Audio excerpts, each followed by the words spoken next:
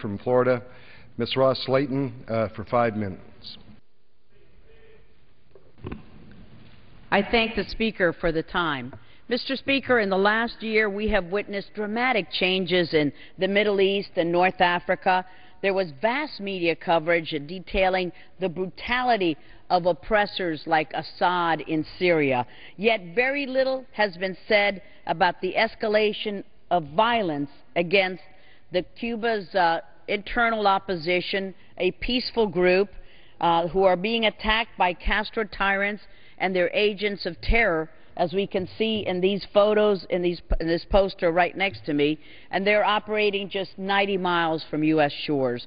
But there is an opportunity to correct this wrong, to join forces and shed light on the systematic abuses against freedom-loving Cubans, and to call on Pope Benedict XVI as he prepares to visit the island Gulag to publicly support the aspirations of the enslaved Cuban people to exercise their God-given rights.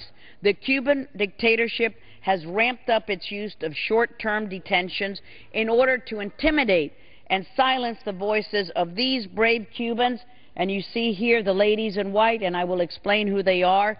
And they're standing up against tyranny and oppression. The Castro regime has continued its assault on fundamental freedoms, including the freedom of religion and the freedom of speech. The Cuban people are reminded daily that no dissent is ever allowed, as they live under constant threat and surveillance by the Cuban state security forces. Regime sympathizers and security forces have actually barred opposition leaders from leaving their homes and have violently attacked other peaceful pro-democracy protesters on the streets.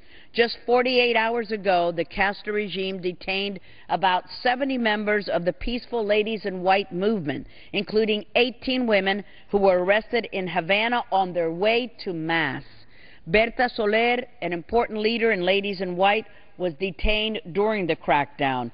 The Ladies in White, as we can see here, they're a peaceful group. They founded by wives, mothers, and daughters of political prisoners who have suffered in Castro's gulags.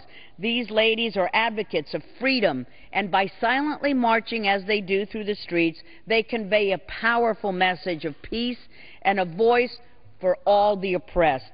The Ladies in White have expressed their interest in meeting with the Pope during his visit next week, but have not been able to confirm that meeting. A few days ago, 13 members of Cuba's opposition staged a peaceful sit-in at a Catholic church in Havana to call attention to their request for Pope Benedict XVI to meet with pro-democracy advocates during his visit to the island. Reports indicate that Castro agents forcibly removed these human rights defenders from the church, detained them, and subjected them to severe interrogation.